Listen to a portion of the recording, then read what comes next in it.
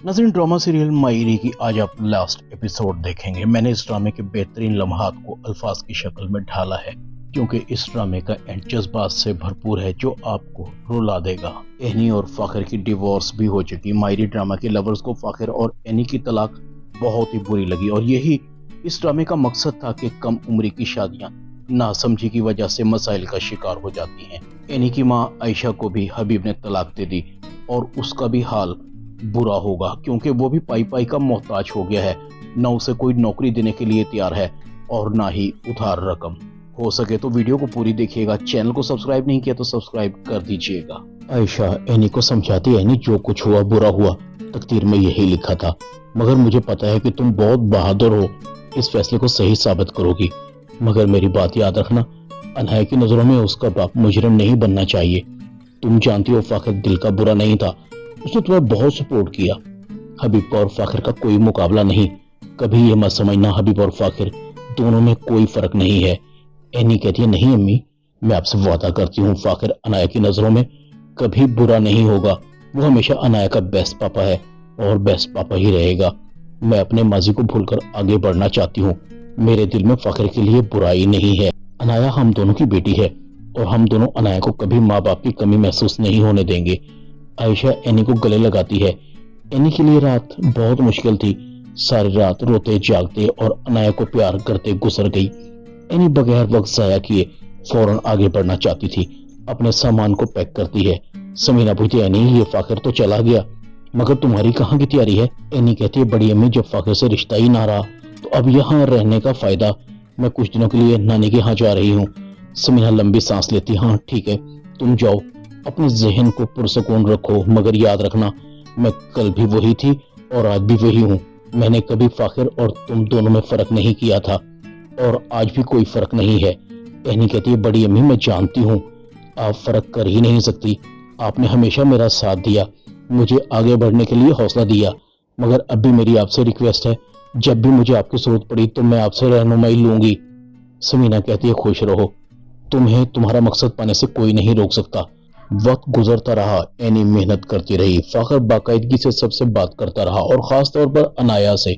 अनाया भी बड़ी हो रही थी, वो भूला नहीं था और एनी भी फाखिर से अच्छी तरह से बात करती थी। दोनों के दरमियान एहतराम का रिश्ता था। आयशा भी हबीब से जख्म खाकर नॉर्मल हो चुकी थी, मगर हबीब बेचारा, न उसके पास कोई घर था न कोई खास नौकरी।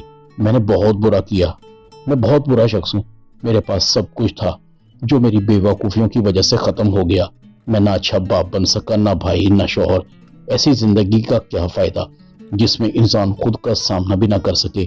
हबीब को तन्हाई खा रही थी। हबीब लागर और कमजोर हो चुका था, उसके बाल बढ़े हुए थे।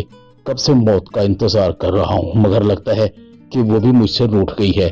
मेरी सिसकियां ही मेरी सजा बन गई हैं। मुझे किसी और सजा की जरूरत नहीं। हबीब की आंखें बंद हो रही थी, शायद उसका बुलावा आ गया था।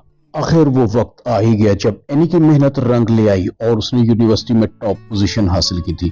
एनी खुशी खुशी अपने घर आती है और अपनी माँ को गले लगाती है। आयशा कहती है, गुड़िया क्या हुआ? बरसों बाद तेरे चेहरे पर ऐसी मुस्कुराहट देखी है। या अल्लाह तेरा शुक्र है तूने मेरी पुरानी एनी को लौटा दिया। एनी कहती, अम्मा खबर ही कुछ ऐसी है, आज मैंने अपने ख्वाबों को पा लिया है, मेरा मकसद पूरा हो गया, मैंने यूनिवर्सिटी में टॉप किया है। आयशा बहुत खुश होती है। एनी अनाया को भी गोद में उठाकर प्यार करती है। आज मेरी जिंदगी का सबसे खूबसूरत दिन है अनाया। समीना भी आती है, भाई मुझे भी तो कुछ बताओ, इतनी खुशी की वजह आखिर है क्या?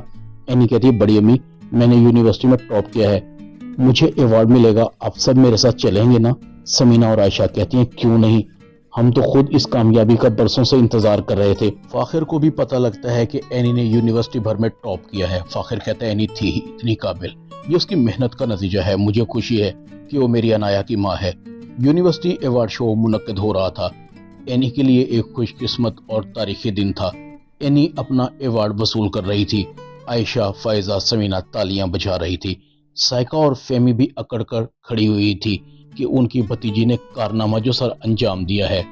एनी का सर फखर से बुलंद था क्योंकि वो स्टेज पर तालियों की गूंज में मिसाल बनी खड़ी थी और अपना अवार्ड वसूल कर रही थी और सबके सामने अपने ख्यालात का इजहार कर रही थी।